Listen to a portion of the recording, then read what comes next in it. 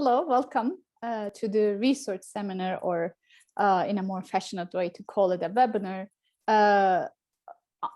as part of the project titled Turkey as a Partner and a Challenge for European Security, which is a project conducted by many institutions and organized under the CATS network, which is the Center for Applied Turkey Studies based in Berlin.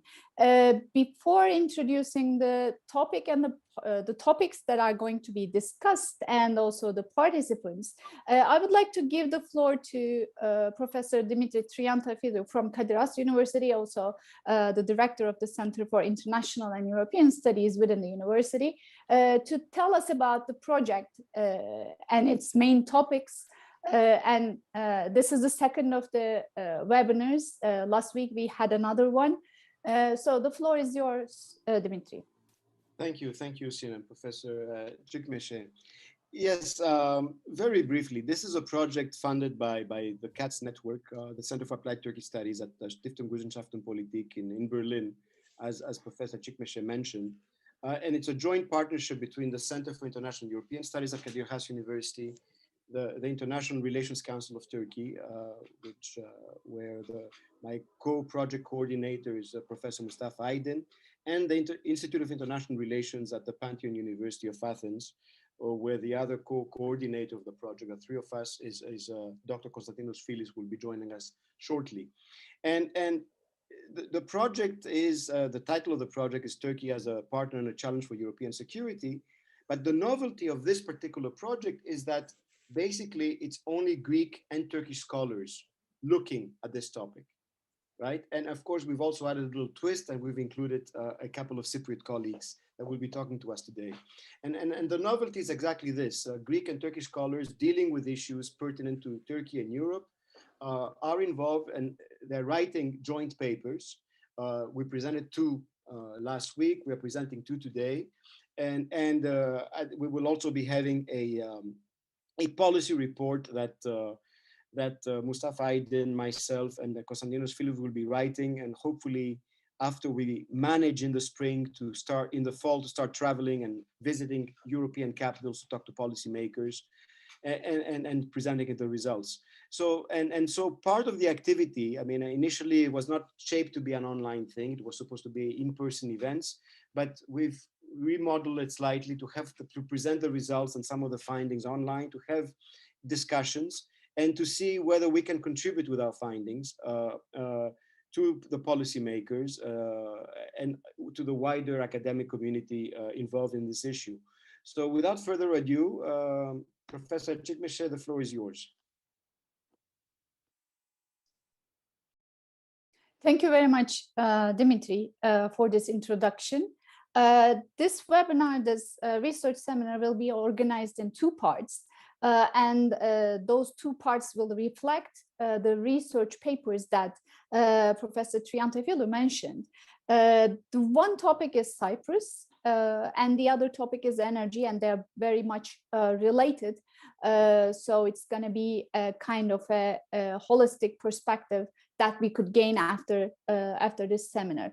First of all, I would like to give the floor to the discussion. I would like to open the discussion on the Cyprus issue, and the title of the presentation or the paper is Revisiting the Cyprus Conundrum in Turkey-EU Relations. And we have two speakers from the two sides of the island. Erol Kaymak, Professor of International Relations at the Eastern Mediterranean University, and also Tziarras. Please excuse me if I'm pronouncing it in a wrong way. He's a researcher in Cyprus Center. So the floor is yours, and you have about 10 minutes each, or 20 minutes in total, for this presentation on the Cyprus issue and its relation to Turkey-EU relations. And who would like to start first? It's not that I have a preference. My co-author insisted that I go exclusively. So okay, great. The floor is yours. Please go ahead. Yeah. Well, thank you so much. I'd just like to give a little bit of context here. First, this paper is a bit of a tack on to the project. Cyprus was not an issue as such. If you think of it, Cyprus is an issue writ large because it's so multi-dimensional and deals with various different levels of analysis. But the initiative of this came up when I approached Dimitri quite directly online, actually, and said, you know, why don't we do something? And he obliged, and that was wonderful. And then Zenonas and I started together. I took to you 20 years ago, it would have been a no-brainer to include such a topic, precisely because at that time, Turkey was on board with accession talks with the European Union. But now, of course, we've reached an impasse, and Cyprus, to some extent, has become secondary to that discussion. Nevertheless, I'm hopeful that I can convince you that a focus on Cyprus is probably fruitful for the overall discussion. With respect to the paper itself, we focus a lot on security. And as I was reading it again, I thought that was a bit odd because usually as a Turkish Cypriot, I would not talk about the security dimension and talk a lot more about the political equality dimension. But then, of course, it has something to do with the framing of this project. This project is about security. So we spent an inordinate amount of time focusing on that. So if anyone actually was to take a look at this paper, I'd just like to make that caveat up front. I'd also like to say something general about Cyprus. For the past 20 years, ever since the failed UN blueprint known as the Annan Plan, the United Nations, the international community, and therefore the European Union, as well as Turkey and the other guarantor powers, have basically pursued a bottom-up strategy with respect to the Cyprus problem. So although Cyprus exists as a divided territory, with the acquis communautaire suspended in the northern part of the island, nevertheless, this issue has been put on a back burner. And the resolution to all of the Cyprus problem in a very comprehensive fashion has been basically pushed into the future. So there's no timeline, there's no deadline.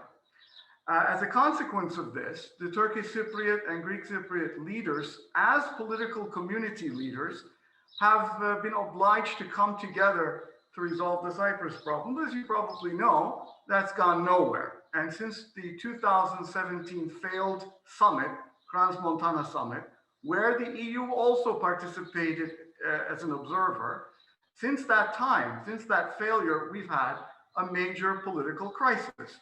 We don't know how to solve the Cyprus problem anymore. Moreover, on the Turkish Cypriot side, and in Turkey, we've had a change of heart.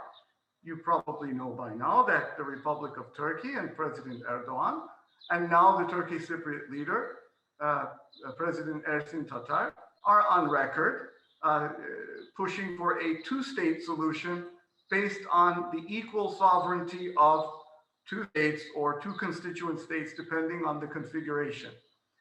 The problem, of course, with is that it's really a non-starter for negotiations with respect to the United Nations Good Offices mission or with respect to the European Union, which, as you know, is bound by Protocol 10 of the 2003 accession treaty. Now, our paper, therefore, speculates about what can be done under these conditions. The paper does not go into any kind of game theoretical speculation about what the positions of the sides are. No doubt, many of us will be speculating about what President Erdogan's statements will sound like when he comes to the island to commemorate the 20 July 1974 Turkish intervention. And clearly, there's not a lot of hope that we are going to get back to any discussion within UN parameters in the near future. So we are not going to discuss here what the sides would be willing to do, but we'll speculate here on what possibly could be done going forward. Now, with respect to the security dimension, not a lot can be done. This is for so many reasons. One of the dimensions that we explore in the paper are the attitudes of the respective communities on the island. And for a number of reasons, despite flexibility, perhaps potentially, the Turkish Cypriots are highly reluctant to do away with Turkish guarantees, that is military guarantees, and the Greek Cypriots generally want to do away with Turkey's military presence on the island. So it seems that we can't make a lot of progress on the security front. So we, together with Zenonas, explored the idea that perhaps we could do something with respect to hydrocarbons and more broadly, whether the EU's positive political agenda could somehow be leveraged in order to make progress. Now, with respect to hydrocarbons, many of you may know that although it's part of the Cyprus problem, it has been subsumed within the comprehensive settlement framework. And what that means is that there have been no parallel ongoing negotiations about maritime delimitation or any such issue, either between Turkey and the Greek-led Republic of Cyprus, nor between the communities within Cyprus. All of this has been pushed to the future. There have been some nominal commitments to wealth sharing in the future, should revenue ever be achieved, but these have all been pushed into the future. Similarly, other strategic issues have been pushed into the future. So since 2003, the Green Line regulation, with minor modifications, remains, but there's no trade, real trade within the island, nor is there a resolution of the overall trade issue and ports issues that affect Cyprus, Turkey, and the Turkish Cypriot side as well. So our basic idea is to go beyond a comprehensive settlement and to focus on what usually are called confidence building measures, but these would be real confidence building measures. These would be pragmatic policy objectives. So with respect to hydrocarbons, Turkish Cypriots might be included in a more regional approach. Now, I don't know how that would go forward, as you probably know, as we speak, and our next speakers will be talking about the Aegean, so no doubt we'll hear in much greater detail what's on the agenda. Right now, there's some sort of stalemate in the Eastern Mediterranean. I'm not exactly sure, obviously, what the positions of other regional states, such as Egypt, will be going forward. But at the present time, there is a lull and perhaps an opportunity to reconfigure relations. But this would require reconsidering how we approach the Cyprus problem. Instead of saying that all issues are pending a settlement, we would need to move forward on these issues now. In return, then perhaps, and I'm not saying this would be possible, perhaps Turkey could extend the Ankara Protocol and other commitments, legal commitments, obligations, whatever you want to call them, with respect to Europe. And then perhaps then deals such as this could be built upon. I'll leave it at that because I don't want to go into too much detail, and I think that perhaps I'm approaching 10 minutes, and I'd also like to give my co-author an opportunity to chime in on anything that I've missed. Thank you very much, Erol. Yeah. Oh, okay, go ahead, please. I'm sorry I jumped in like this. Well, thank you for. I think that this was a comprehensive sort of presentation of what we wrote. I would only say that we also need to take into account that the dynamics between Turkey and the EU have shifted as well, not only between the two communities in Cyprus, and not only have they shifted, but they also they are much more transactional in the recent years. And so there's two things that I think we need to be careful from. One is not to throw away the principles and norms of the EU, but on the other hand, try to use these this transactionalism, which very often is not based on principles or norms. And many people have argued that, especially when it comes to the refugee deal between the EU and Turkey, but try to look at the major issues that bother the two communities, the two sides of the conflict, and perhaps through the framework of the EU, find solutions that will be both acceptable and beneficial to the two sides. And as I said, this cannot be done by throwing away the notion of, the European acquis or principles, because that is a no-go for the Republic of Cyprus. While on the other hand, we cannot disregard specific concerns of the Turkish Cypriot community, because that will also be a no-go. Therefore, we need to somehow find the middle ground, and that's why we're proposing a couple of things, not only in terms of energy, but also in terms of the application of the what's the term, the trade union in Cyprus, and how that could be used for the benefit of the conflict, and address main issues like recognition or the opening of ports and airports, and so on.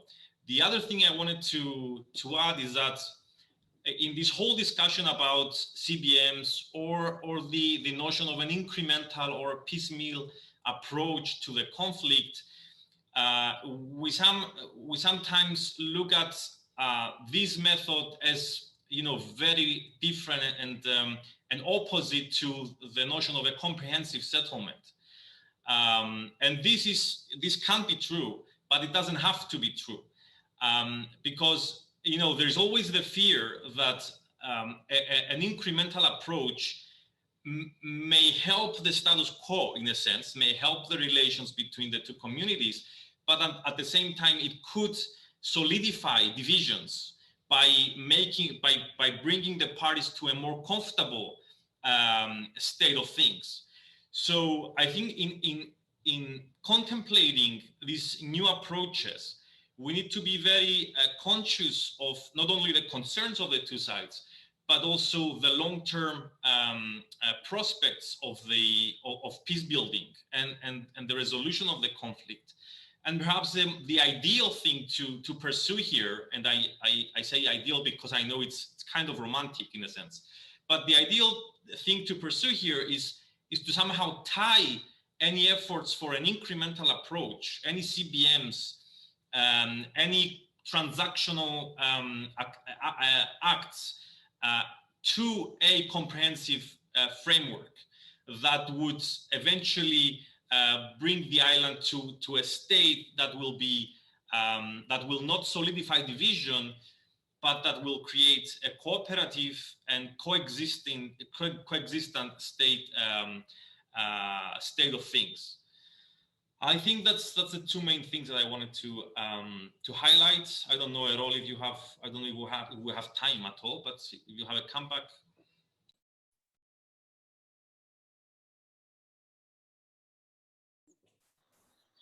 No, I think we should just turn it over to question and answer, so we could have a more dynamic discussion on any of these agenda items if anyone's interested.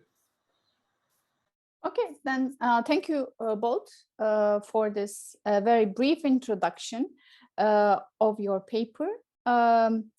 Now, before going into the other discussion on energy, let's have this Q&A session right now about this topic, and Mr. Filis will join us later.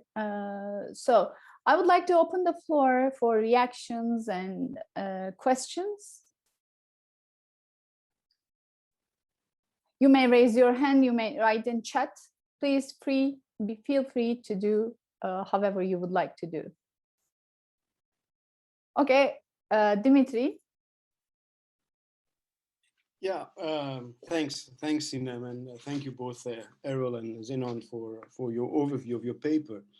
The one question I keep thinking about, because we always talk when we talk about Cyprus, finding a solution to the Cyprus question, Cyprus's role vis-a-vis Turkey, the EU, and so on. We never really look below the surface, because I mean, my take is also there's also a legitimacy issue that's out there right now, which I think on both sides of the island, which is at stake, right? How much of accepted is the Turkish Cypriot leadership among the Turkish Cypriots, and whether that position is really representative of what the Turkish Cypriot community would want. And likewise, I think there's a legitimacy crisis happening in the Republic of Cyprus, right? With a number of scandals that have really had an impact on how citizens view the political systems as a whole, the passport scandal and so on. And there are also dynamics, from what I know, other colleagues of yours, Haris Psaltis and others involved with many of you also in the North, have been doing a number of surveys over the years about maybe not a majoritarian trend, but changing dynamics. Some of it is intergenerational, some of it is only one generation, others in favor of moving together towards some sort of solution, which takes into account many of the things that even Zenon raised, because when you talk about norms and values, it's about this. I mean, we call them European, I would call them universal. This is what we all want as citizens, right? It's how they're applied in the EU that's important. So is this relevant at all? Is this relevant at all? This legitimacy crisis, which is very real. And what sort of impact would it have on a resolution or finding a modus vivendi with Turkey and the EU in that sense?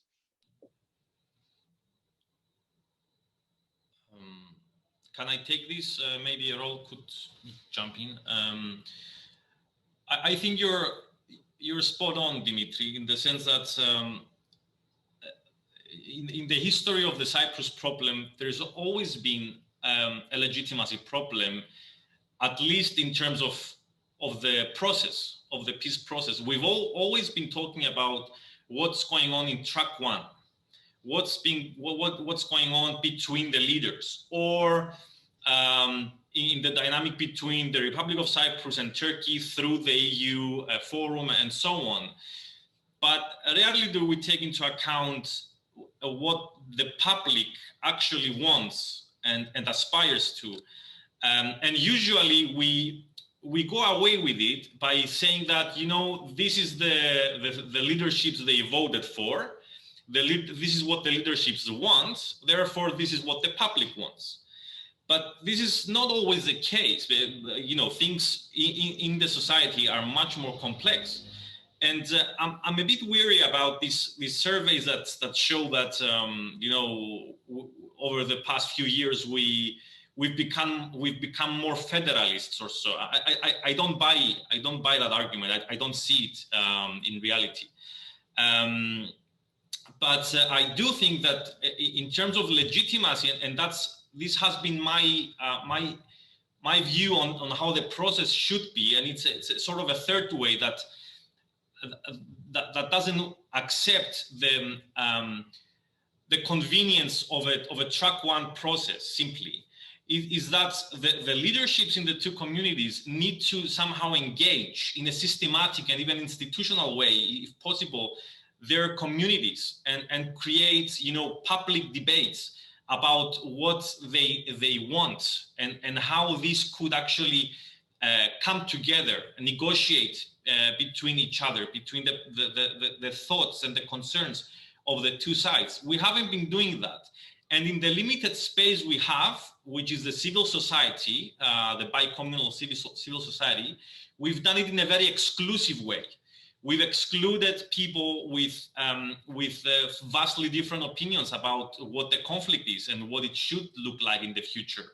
They're mainly restricted, these views are restricted to left-wing or progressive right opinions, and other so-called rejectionist or conservative or whatever are not taken into account, even though in many cases are the largest percentage of the public opinion. So how do you legitimize a process or any decision regarding the outcome of the process if that decision is not legitimized, or if you are unable to promote that outcome to the wider public? So I would take the view that the process needs to be longer, but more substantive in terms of the strategy in the two communities between track 1, track 2, and wherever possible, track 1.5. Yeah, I just jump in and carry on where Zenonas left off. The problem with legitimacy is that it's multifaceted. Yes, we could ask about the quality of the respective democracies on the island, and we could ask ourselves to what extent the leaders are fairly representative.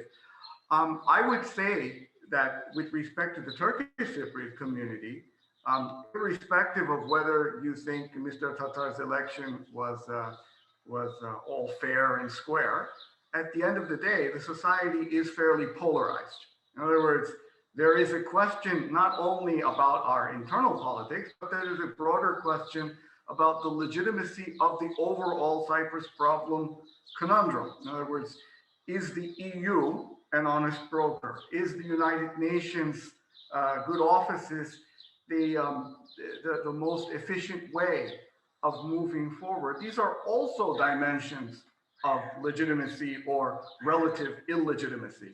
So it seems to me that we have a multifaceted problem. It's not a single dimension. So it could be domestic, but it could also be international focus that we should have.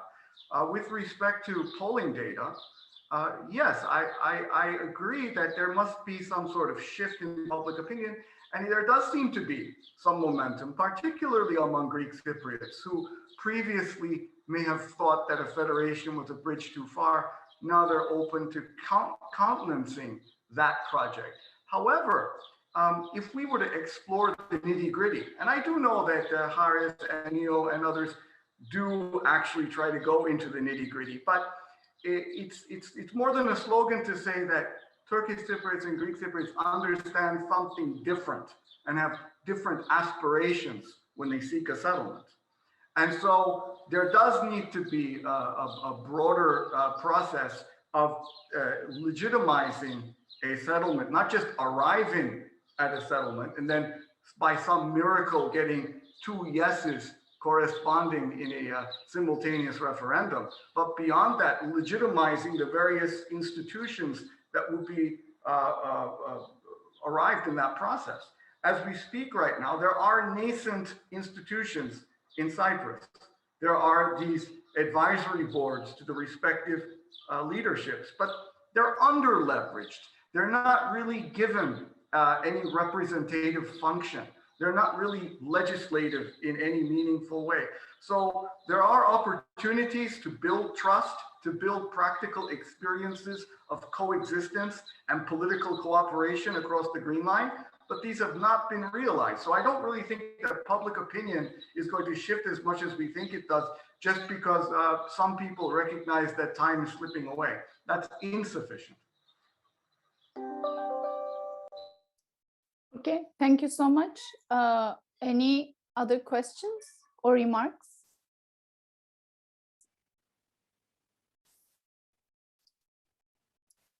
I see no hands or nothing written in chat right now.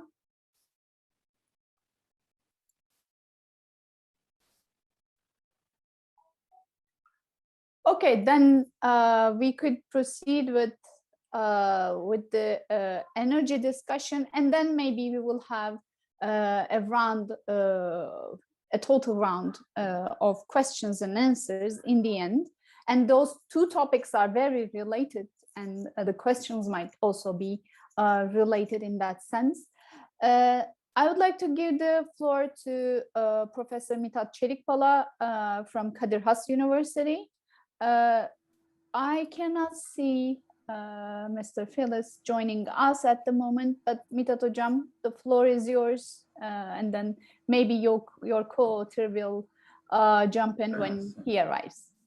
Okay, thank you, Sinem. I also would like to thank the project organizers and the other members of the project as well. Most probably we may contribute positively to all those discussions for further cooperation between Turkey and European partners, especially Turkey and Greece, of course, or Cypriot friends as well.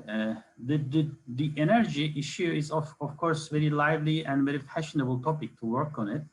And what's happening last couple of years, especially in the western and eastern part of Eastern Mediterranean, makes this issue also a little bit strange and interesting to work on it. And of course, Turkey's and Greece's role in all those areas and all those issues, energy-related topics, makes everything much more, I don't know, complicated. And in our paper, we try to focus on Turkey and, of course, European Union as two actors in a way when they are cooperating on those energy-related issues and when they are conflicting with each other in terms of different aspects of energy cooperation. And then we know that last couple of years or at least two decades, it was very important topic in Turkey's relations with the European Union, and Turkey emerged as a cooperative and a kind of complementary actor for the European Union. Therefore, this is a nice topic to discuss. And of course, as two different scholars, one from Turkey and the other one is from Greece, it's not easy in those days, especially by taking the Eastern Mediterranean related issues into account, to work and to agree on all those issues in a same article. But it was a good discussion for both of us. Most probably our editors also contributed us to make it much more, I don't know, understandable, and of course, and to give a kind of an insight to those readers. Most probably you may like the article at the end. What can I say? As I said, there are two actors in terms of energy and energy cooperation. Those are Turkey and, of course, Turkey's European partners, European countries. There are very common issues that we may move forward to discuss this energy and energy security related issues for both Turkey and European Union. First of all, both actors are dependent in terms of energy. They need to import their energy, especially those hydrocarbon energies as concerned, I mean natural gas and oil. Therefore, both actors' expectations and realities are almost identical to each other. And this is the one of those aspects in our article. And the second one is, of course, both actors are aimed at securing the supply and they improving their energy efficiency. This is also a joint or common ground both for Turkey and our European partners to move forward. And we just mentioned this commonalities as well. And thirdly, of course, this is the geographical location of Turkey contributes European energy security, which is Turkey's transit role and transit location. And Turkey as a transit state, which has a kind of a strategic goal to become an energy hub between Europe and Asia. And in all those European Unions or European partner countries documents, you can easily find that Turkey may play or can play a constructive role in terms of this kind of energy security and energy efficiency for European partners. From Turkey's side, the inclusion or the participation of European partners, individual countries, including the European Union itself, as a positive contribution. It means some finance and political perspective, political support, and more than that, other kind of support mechanisms to move forward. Therefore, this is the cooperative aspect of Turkey's and European partners' perspective towards the energy security. This is the reason, most probably, we have a kind of a joint declaration in 2015, the joint declaration of the Turkey-EU high-level energy dialogue meeting in 2015, In this document, parties move further and define Turkey as a kind of natural energy bridge and an energy hub between energy sources in the Middle Eastern, Caspian regions and European Union's energy which means energy markets. This is a perspective.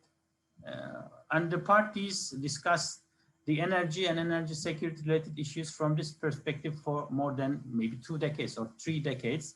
And it was the aspect of cooperation for all those parties. And the second aspect of the party, or second portion, part of the paper is, of course, the other one. What is the challenges, especially in terms of security related issues? We have to say that, however, both parties have a kind of an intention to cooperate in terms of energy related issues. Nevertheless, we have a kind of a geopolitical problems. Soaring Turkey-EU relations as well as domestic developments in Turkey, they are very important roadblocks standing in the way of the realization of Turkey's energy plans.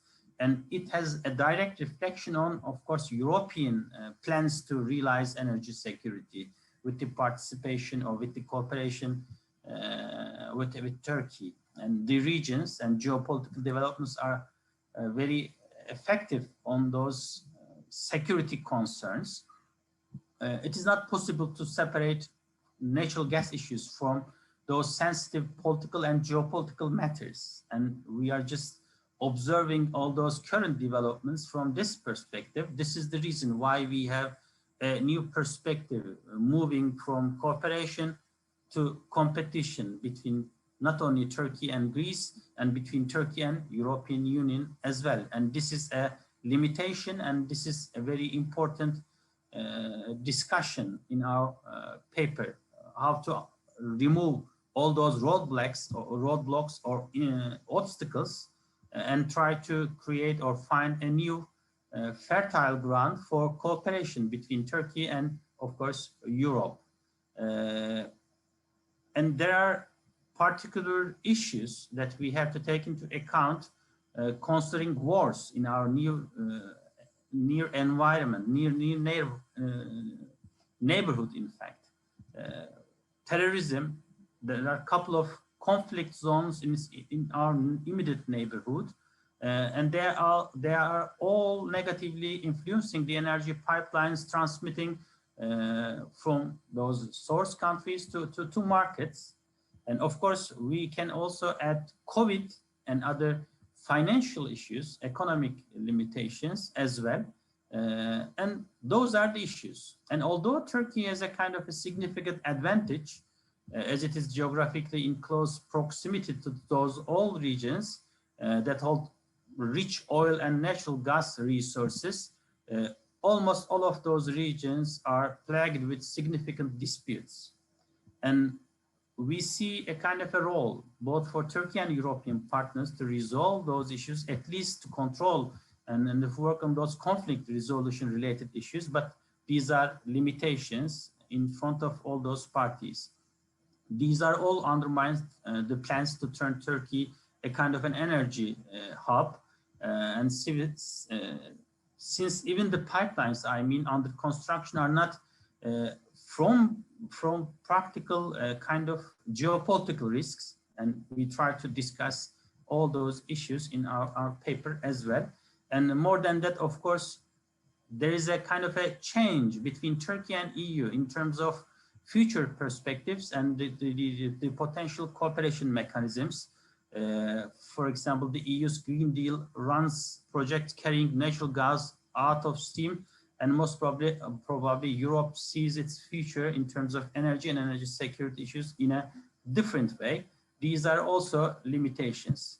In sum, how can I say, in conclusion, I may say that Turkey is still expecting to be a kind of a significant actor in terms of energy transmission between the source countries and the markets, I mean, Caspian region or Russia or Middle East and even Eastern Mediterranean to European markets. But there are political issues and geopolitical issues in front of us. And how can we energize both Europe and, of course, Turkey in terms of to cooperate by taking the energy resources or energy aspect into account is another issue, and that we try to find some answers to this question as well. And lastly, most probably a kind of alienation, Ankara's alienation from the EU has also weakened Turkey's position on developing common energy projects between together with Turkey and European partners. These are also limitations that we were discussing in our paper. I think I can stop here, and this is the perspective with questions and answer. I try to clarify some points and discussions in our paper as well. Thank you very much, Mitat Hocam. Unfortunately, Constantinos Filis will not be with us today.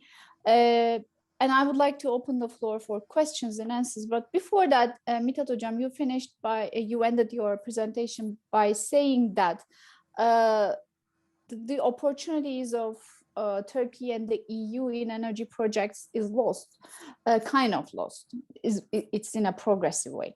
However, Turkey and the EU, actually this is EU's position, to form a positive agenda towards Turkey instead of a membership at the moment. And that includes energy cooperation. I mean, it's a transactional model. It's a type of a differentiated integration. And in that transaction, energy comes as one of the most important chapters, one of the most important topics. So do you think that there is a way, I mean, your last sentence is very indicative, but I really wonder if there is a way that the energy issue could strengthen Turkey-EU relations in a positive way, in a more transactional way, which could be a step for further integration of Turkey with the EU. I mean, there are other topics as well: economic cooperation, customs union, migration issue, foreign policy and security. But energy comes as one of the top issues. So do you think that there is a way that it could be a potential for strengthening Turkey-EU relations, or is it just about the limitations?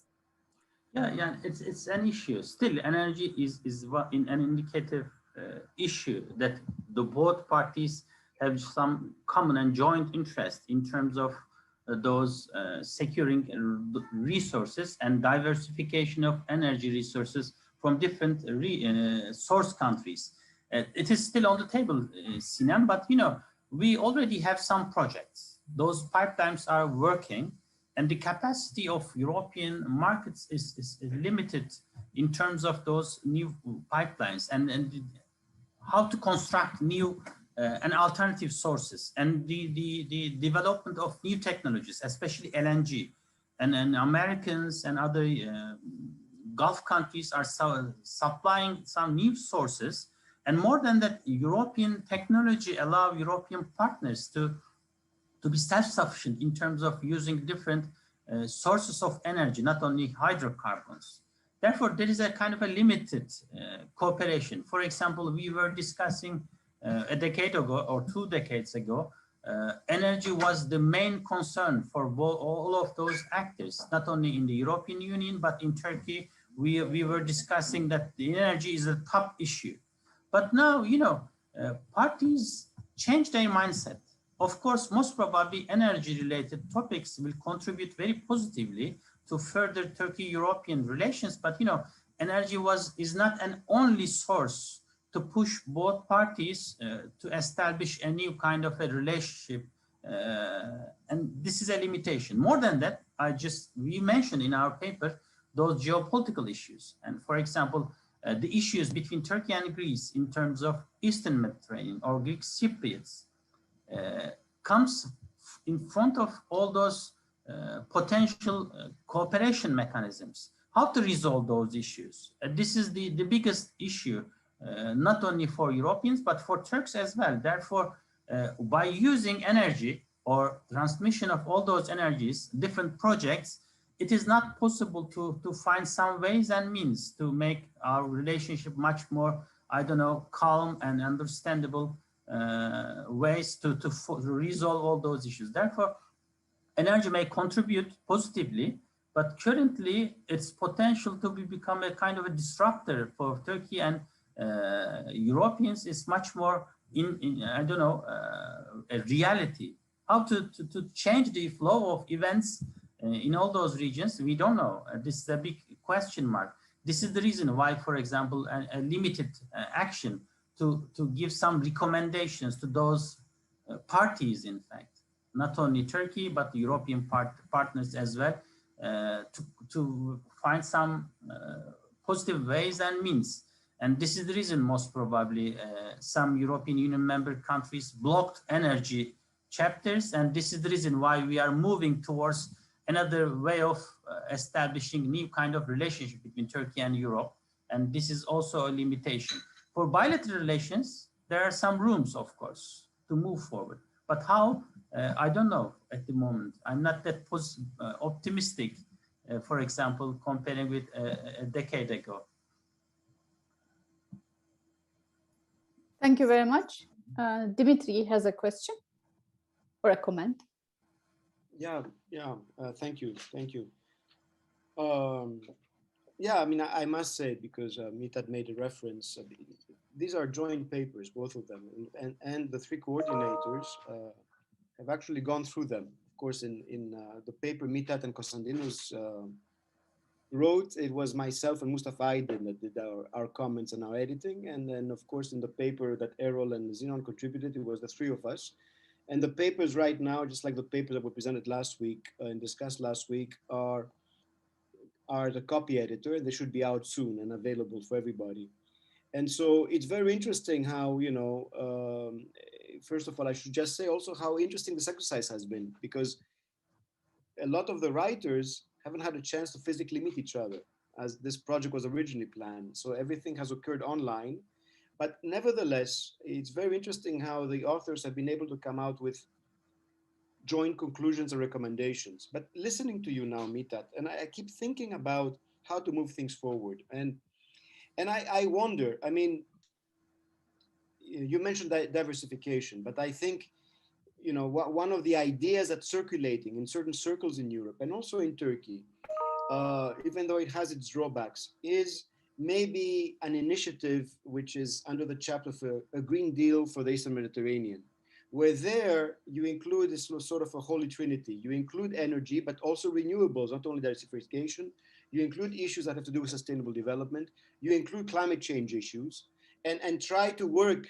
The drawbacks there, of course, is, and as Commission officials have explained to me, is that, of course, the money is available for EU member states. It's not there necessarily for third countries like Turkey and others. But nevertheless, the idea of focusing on the Eastern Mediterranean and all the regional states and dealing with these three things might be something to consider, and what one might have to put some flesh into it.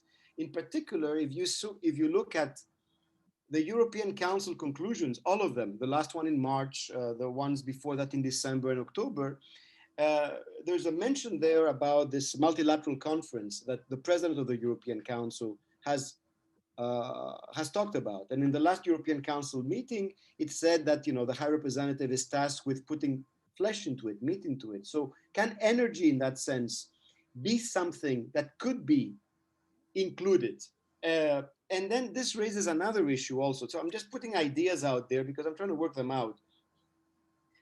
And what can the regional stakeholders, in particular Greece and Turkey, do in this context? Because we are talking about the general theme of Turkey and the EU as a partner and a challenge, and not what can they do in the way that the Turkish president refers to it as, you know, why do we need third parties? I'm not talking about this, but by taking initiative as regional actors. And one of the ideas, and I'm glad that Mustafa has joined us again, I didn't. Mustafa and I have been talking about, it's something we are working on, we should do it much faster, is maybe the time has come to maybe consider, take the initiative to create a BSEC for the Eastern Mediterranean, let's say, right? So an economic cooperation mechanism or international organization, whatever, led by the initiative by Turkey and Greece, where energy is one of the issues out there, because this is what we are talking about anyway. And you know, again, it's in a regional context, and this might help where energy will play a role, because it's also because we keep focusing all the time on diversification, we keep focusing on hydrocarbons, but we also know that there's a transition to renewables, which is a wider transition, and how do we include that in there and to have a framework for discussion, and this would also allow for example, moving away from, even though it's difficult what I'm saying, just focusing on the EastMed Gas Forum, for which, yes, Turkey, as a lot of the officials from the countries participating are saying can join if it meets certain conditions, but maybe by creating a new forum, which is wider, we can help enhance the relationship. So, and these are just ideas that, I keep thinking about how to move beyond the gridlock on energy, and some of it that you've named out there, given the fact that it's such a wide issue, and it does not concern only Turkey and the EU as a whole. It concerns also a number of other third countries in the region, Israel and Egypt and so on, how you bring them in. And so I don't know if these are probably ideas that Mustafa, myself, and Constantinos will deal in our policy paper, but I'm just wondering whether some of these could actually be thought of as constructive recommendations in moving forward in terms of energy cooperation. Yeah, you are right. But we have just started to discuss this Eastern Mediterranean related issues, especially energy issues, as a game changer. But in a decade, this game changer turned out to be a constructive good or constructive, becoming a constructive a kind of a factor, turned out to be a kind of a negativity. Now, both Turkey and Greece looking the issue, the Eastern Mediterranean issue, from a geopolitical competition perspective. Therefore, we need a kind of a sea change in the mindsets of both parties. And then afterwards, there is a potential again to cooperate and to move forward and find some ways. But currently, the issue is much bigger than a kind of a Turkey-EU issue, not only Turkey-Greece issue, but as you mentioned, we have different actors in the region, and Turkey is a kind of a central factor in all those areas that needs to revise its perspective and establish much constructive connections and relationship with individual countries. We are in need of establishing a new bilateral relations with the regional actors. Then afterwards, most probably, we may discuss much broader perspective to establish a cooperative schemes. But beyond that, issue turned out to be an important geopolitical topic for Turkish decision makers as well. This is not only an energy issue now, as we all discuss different times and in different places. This is an issue of the limitation of sea areas or EEZs and how to establish or resolve new mechanisms to resolve this Cypriot issue or Cyprus issue. What will happen to this Israeli-Palestinian topic, Turkish is Egyptian connections. Now we have a kind of a mass in our hand, and energy becomes a just smaller unit within this big mass now. Then is it possible to utilize energy cooperation potential between those parties to establish much more brighter future for all the parties in a way of cooperation? I don't know. And as you mentioned, all those groupings, for example, from Turkey's perspective or Turkish decision makers' perspective, Greece and Greek Cypriots establishing different lines of geopolitical connections and trying to alienate and put Turkey aside. And it is against Turkey's interest. And then let's move towards the competition side and try to show Turkey's strong hand, let me say, I don't know, try to find some much nicer word, and this is the reason we see much aggressive and assertive Turkey in all those regions. And then no one in Turkey would like to discuss this issue from the perspective of cooperation in terms of energy. Now, many people forget about the energy connection, and the issue is much bigger, and this is the reason why we have some aggressive and assertive policies, blue homeland, and this is the reason why we are discussing different aspects of the issue. And I don't know whether using energy as a joint or a game changer again, and then it's possible to move forward. I don't know. This is the reason why we are trying to find some ways to offer some concrete and understandable and implementable kind of recommendations. Now, it is not easy to find those recommendations. It depends on the nature of the further relations between Turkey and all those neighboring countries, I guess. Okay, we have one more question from Zenonas.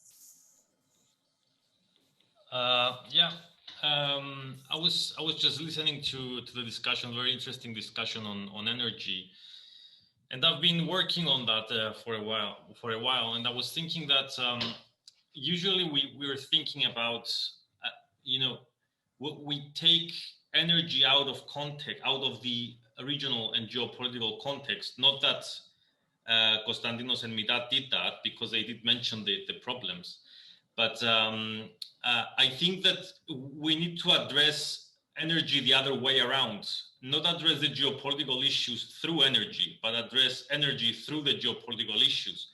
Because all the known research that we know of makes very clear that energy and natural resources more generally are not conducive to peace if political relations are problematic.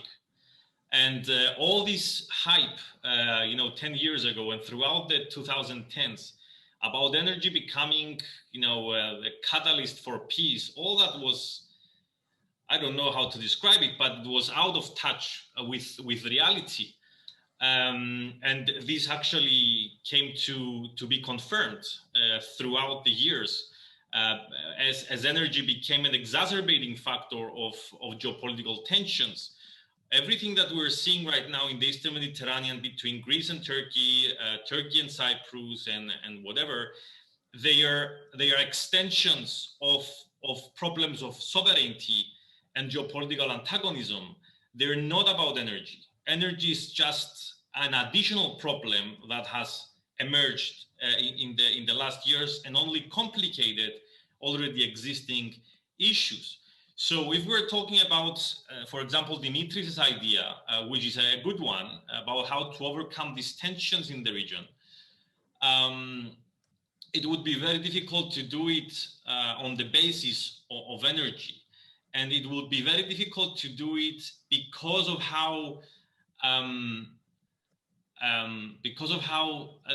the bipolarity in the Eastern Mediterranean has become so rigid in some ways. And when I'm talking about bipolarity, I'm talking about Turkey on the one hand, and the Cyprus, Greece, Israel, Egypt, and some other states occasionally on the other hand.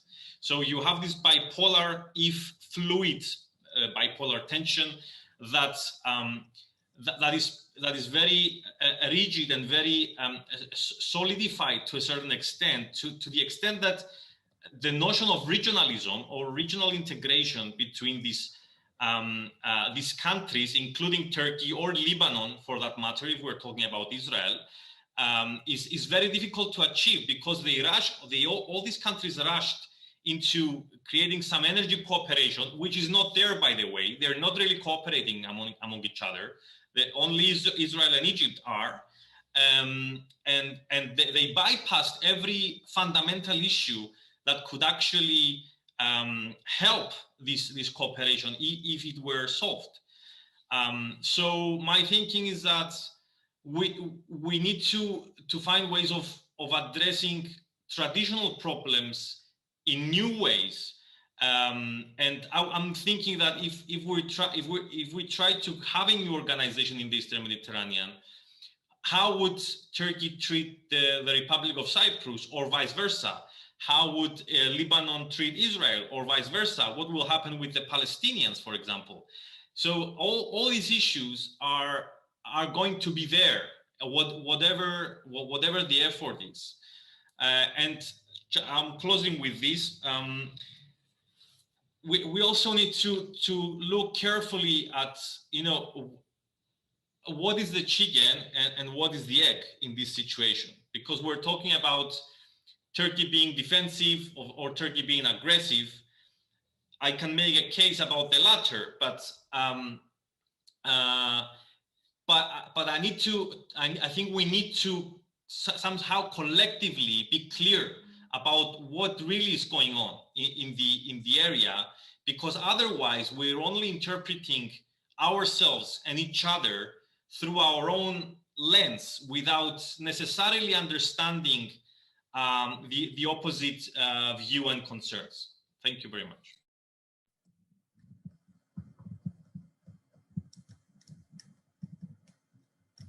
Thank you. Anybody who would like to comment or ask questions? Duygu Güvenç.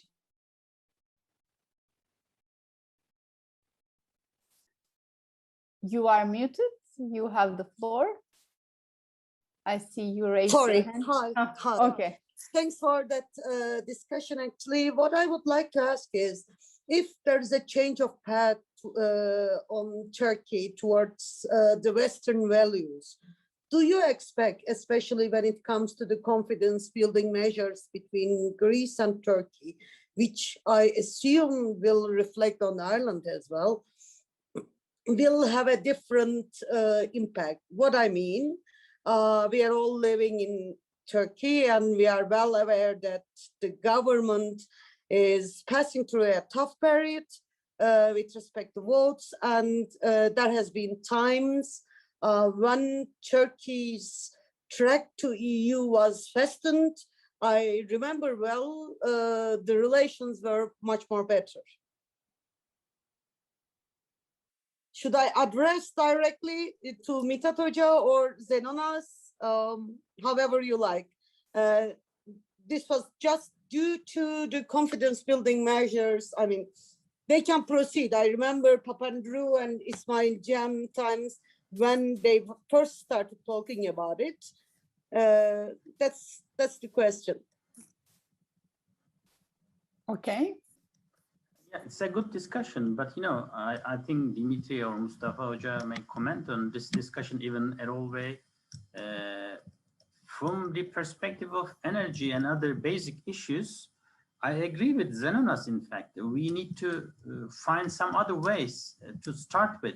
If we would like to have a new perspective to normalize, in quote, relations between the parties, and to normalize the Eastern Mediterranean in terms of energy cooperation, of course, we have to change our mindset. I mean, with we, not we, the governments, I mean. But under current circumstances, I don't see any kind of a positive agenda, not only in Ankara, but in maybe Athens or in any island as well. The political environment has just polarized and the parties have different mindset. They don't have any kind of a starter to move forward. Is it possible to change a government in Ankara in short notice? I don't see any prospect. But the parties are getting together. They had a chance to get together to discuss all those issues, bilateral issues, maybe more than maybe 100 times, but we don't have any concrete results. We have just current visit of those ministers.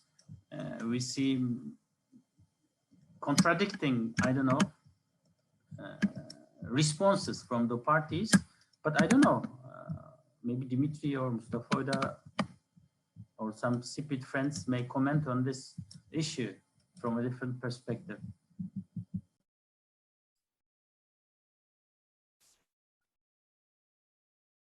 You are muted, Dimitri? Yeah. Okay. And I see Zenon also wants to talk. Look, I mean, I think there's much more going on, Mitat, than you suggest, but not enough. If you take the meeting and you look at the way it was received in Greece, the bilateral meeting on Monday between Mitsotakis and Erdogan, everyone was saying, okay, we are going towards a relaxation of tensions, at least for the summer. And my question is, what about after the summer? That's good. Very good.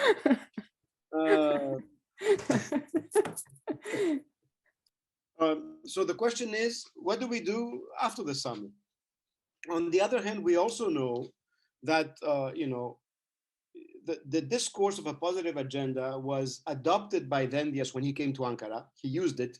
We keep thinking about the theatrics of the press conference, but there was substance out there because he was accompanied with a deputy minister responsible for, and then the Turkish side was presented with a number of points about a positive agenda with Deputy Minister Fragogiannis. And this discourse of a positive agenda was also adopted by Çavuşoğlu in Athens when he came.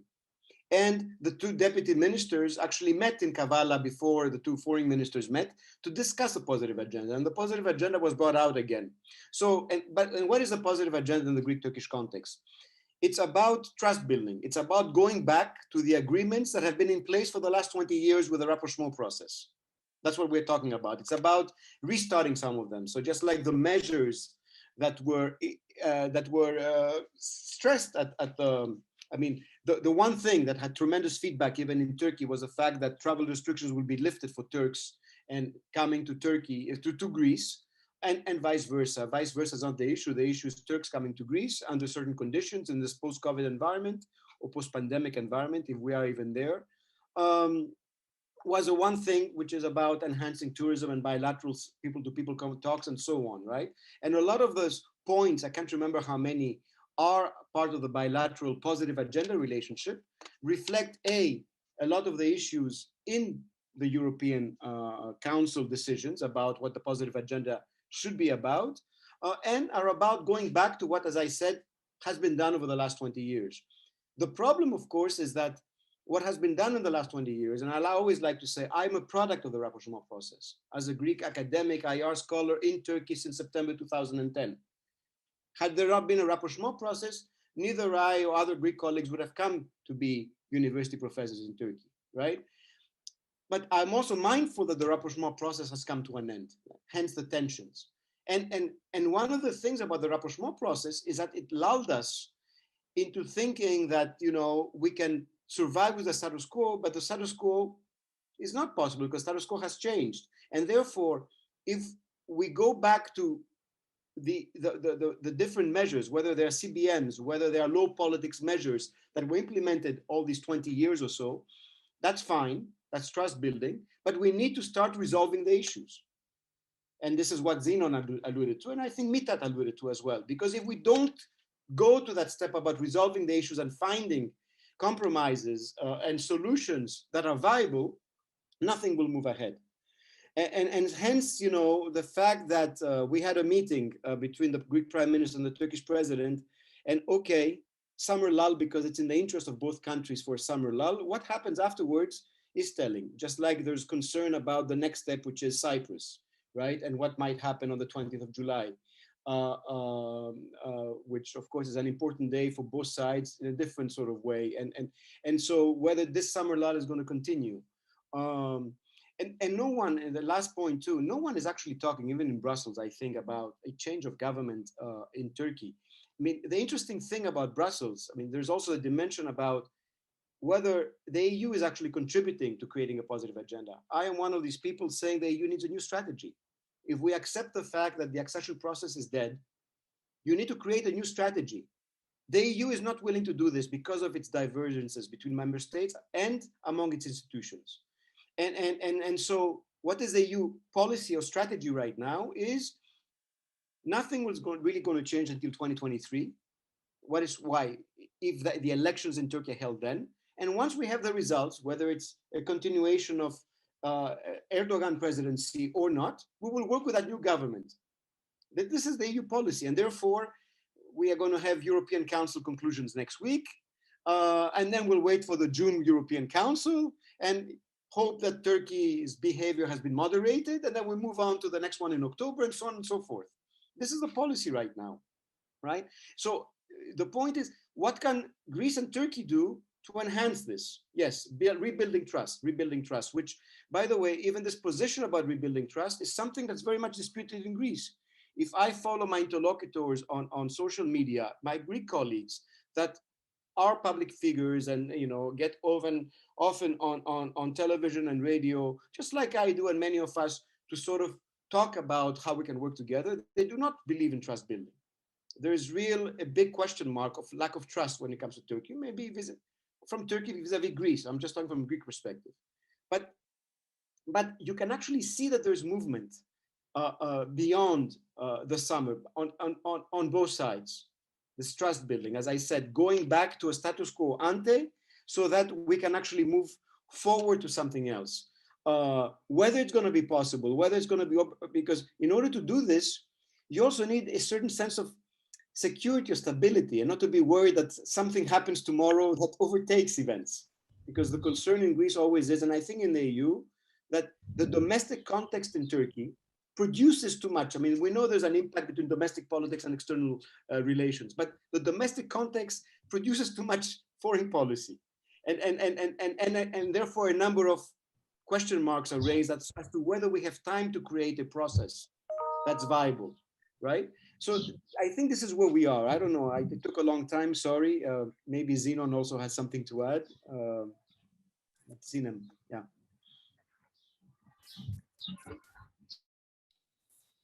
Zeno? Okay. Yeah. Well, nothing really, new, but just to echo what Dimitris has been saying. I think I get the trust building, notion, and I'm not against it, obviously. But I think for too long, we've settled with low politics and trust building.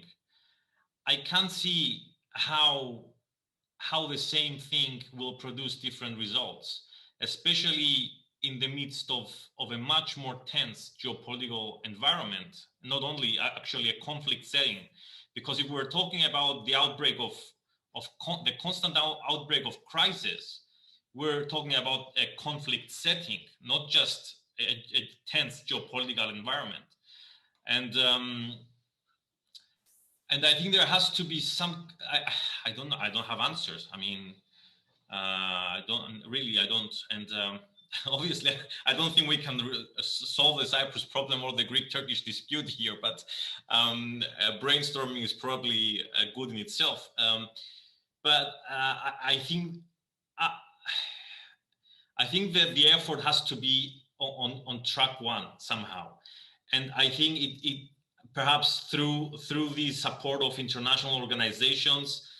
I'm not sure the EU is the one at this point in time, because there is a lot of baggage coming with the involvement of the EU and how entangled things are between Turkey and Greece and the Cyprus problem, and the question whether Turkey will someday enter the EU. My guess is that it will not, or that we will have to start talking about the trade union and other sectors of cooperation.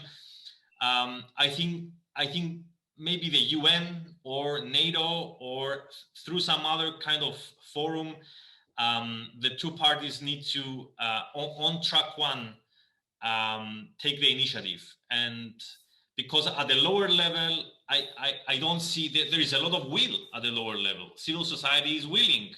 The academic community in a large part is willing. The problem is always track one. And this is the case for Cyprus as well. So that has to be steered in some way in order for us to have some kind of results. Sorry for the time. Thank you very much.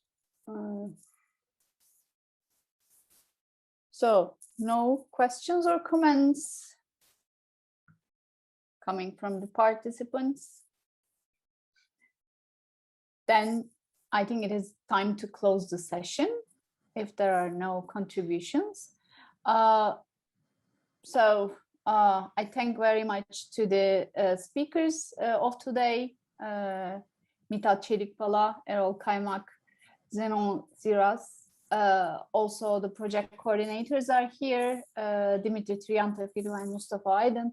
and I'm happy to be a part of this project as well. And I also would like to thank to the participants who were with us today and contributed to the debates, to the discussion. So have a good day, and we hope to see you in our next event.